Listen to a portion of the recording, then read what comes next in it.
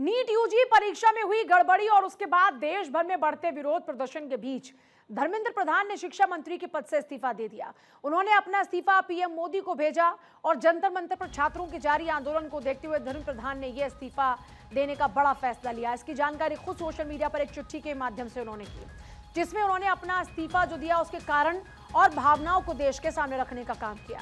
उस चिट्ठी में उन्होंने लिखा कि वो पिछले 4 दशकों से ज्यादा समय से छात्र, शिक्षक और शिक्षक सुधारों के लिए समर्पित रहे। नीट यूजी परीक्षा में आई अनियमितता का जिक्र करते हुए कहा कि सरकार ने तुरंत इसका संज्ञान लिया। मामले की जांच सीबीआई को सौंपी गई, परीक्षा रद्द कर दोबारा आयोजित की गई और परिणाम भी घोषित किए गए। साथ ही भविष्य में पारदर्शिता बनाए रखने के लिए अगले साल से इस परीक्षा को कंप्यूटर आधारित टेस्ट सीबीटी मोड में कराने का भी निर्णय लिया गया। धर्मेंद्र प्रधान ने कहा कि परीक्षा के सफल आयोजन के लिए सरकार और प्रशासन ने पूरी जिम्मेदारी के साथ काम किया ताकि किसी भी मेधावी छात्र का भविष्य खराब ना हो। हालांकि परिणाम आने के बाद भी कुछ जिम्मेदार पदों पर बैठे व्यक्तियों द्वारा छात्रों को भ्रमित और गुमराह करने का प्रयास किया गया। पिछले 10 दिनों के घटनाक्रम और राजनीतिक माहौल से वो अत्यंत व्यथित हुए हैं।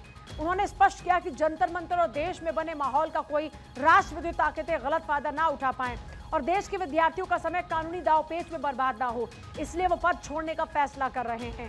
पीएम मोदी अपने सहयोगी और अधिकारियों का आभार व्यक्त किया। कहा राष्ट्र सेवा उनके जीवन की सर्वोच्च प्राथमिकता और वो एक भविष्य में भी देश के युवाओं और ओडिशा की जनता की सेवा में समर्पित रहेंगे।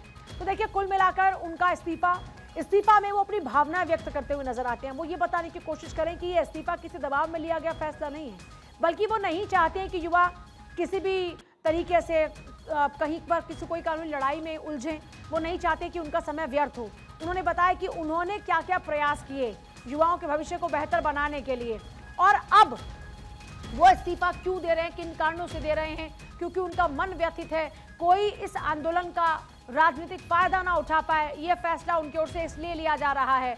और जंतर मंतर पर सीजेपी के प्रोटेस्ट के बीच में धर्मेंद्र प्रधान के इस्तीफे के बाद अब बैठक का सिलसिला।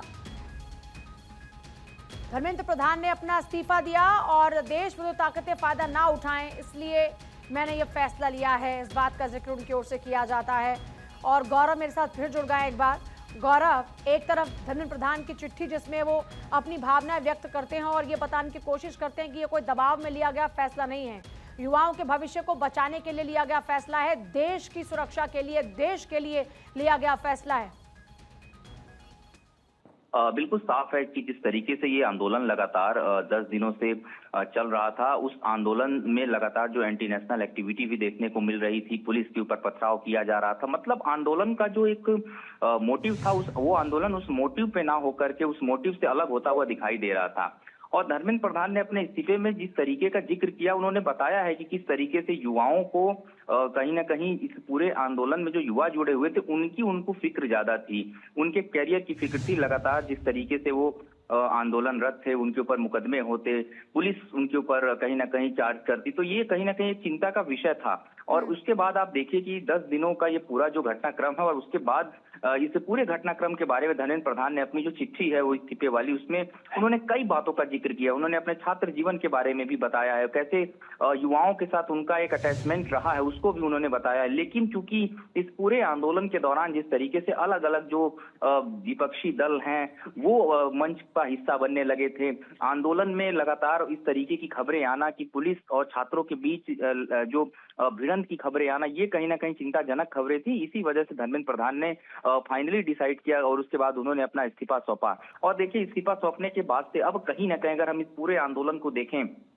छात्रों को जो लगातार ये कहा जा रहा था कि वो उनकी जो डिमांड थी वो पूरी नहीं हो रही है, सरकार ने छात्रों की मांगों को पूरी तरीके से माना है। यानी कि छात्रों की जो बात है वो सरकार ने एक्सेप्ट कर लिया है। अब यहाँ से मुझे लगता है कि इस पूरे आंदोलन से जुड़े जो लोग हैं, जो युवा हैं, वो यहाँ से कोई राजनीतिकरण करते नजर नहीं आएंगे। और इसी वजह से जो आज बैठक प्रस्तावित है दिल्ली के कॉन्स्टिट्यूशन क्लब में, वो प्रस्तावित बैठक इसीलिए चल रही है कि ठीक है, धर्मेंद्र प्रधान ने इस्तीफा दे दिया, जंतर मंतर पे खुशी की लहर है, लेकिन फिर भी हम साथ बैठेंगे। और आज इसी वजह से बीजेपी का जो प्रतिनिधिमंडल है, इसके अलावा जेपी नड्डा हैं, भारतीय जनता पार्टी के वरिष्ठ नेता हैं, जितेंद्र सिंह हैं, ये सभी यहाँ पर बैठे हुए हैं कि आगे की रणनीति क्या होगी और इस आंदोलन को कैसे वाइंड अप करना है। तो ऐसे तमाम महत्वपूर्ण मुद्दों को लेकर के बैठक अभी भी लगातार दिल्ली के कॉन्स्टिट्यूशन क्लब में चल रही है। ठीक है, अब अक्षय जुड़ गए हमारे साथ में सीधे। अक्षय, अभी क्या अपडेट है? बैठक को लेकर क्या अपडेट है, जंतर मंतर का क्या अपडेट है?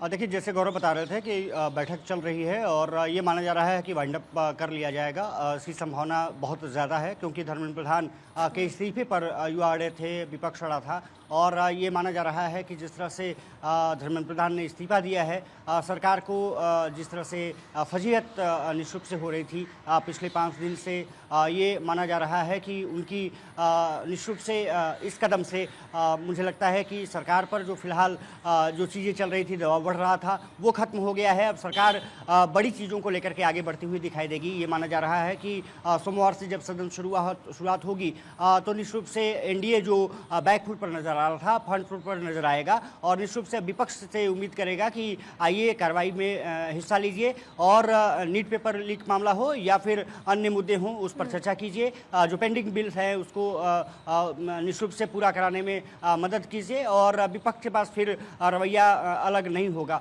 निःशुल्क से कहा जा सकता है कि सीजेपी और जेपी नड्डा, जितेंद्र सिंह की मुलाकात, ये माना जा रहा है कि यहाँ पर फैसला हो जाएगा कि हम वाइंड अप कर रहे हैं। जंतर मंतर पर छात्रों में उत्साह है क्योंकि जो वो चाहते थे वो हो गया है, लेकिन अब सरकार के सामने चुनौतियाँ ये होंगी कि किस तरह से सदन को चलाया जाए।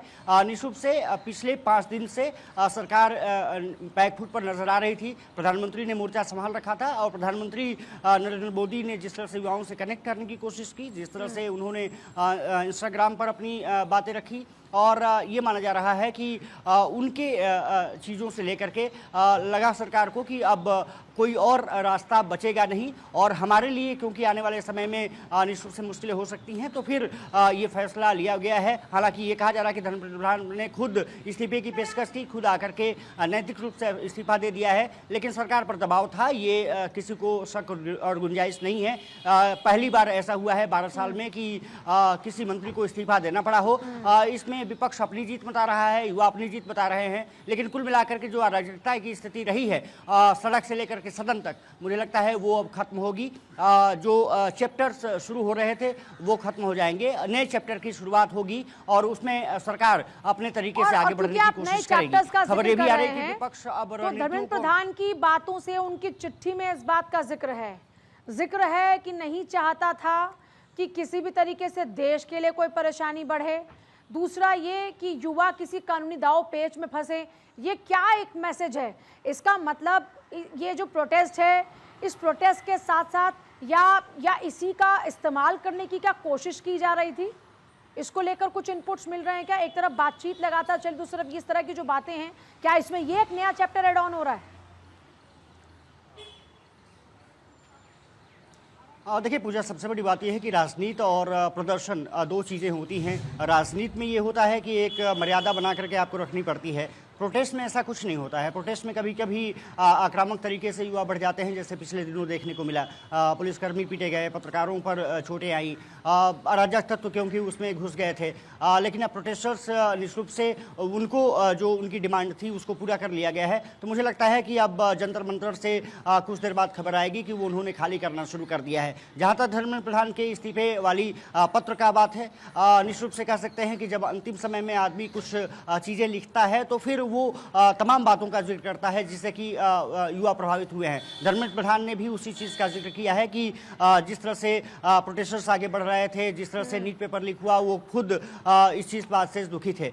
लेकिन ये अब क्योंकि चैप्टर क्लोज हो चुका है, अब सरकार पर है कि चैप्टर किस तरह से आगे बढ़ेगा, क्योंकि सदन में पेंडिंग बिल है उसको पास कराना है। नीट पेपर लीक को लेकर के निश्चित रूप से अब सरकार कहेगी कि आइए चर्चा कीजिए। इसी बहाने दूसरे राज्यों में जो पेपर लीक हुए हैं उसको पोल खोलने में सरकार को मदद मिलेगी। फिर कहा जाएगा कि आप वहाँ के सरकारों से अपने शिक्षा मंत्रियों के, राज्य शिक्षा मंत्रियों के इस्तीफे लीजिए। ये अब बीजेपी के पास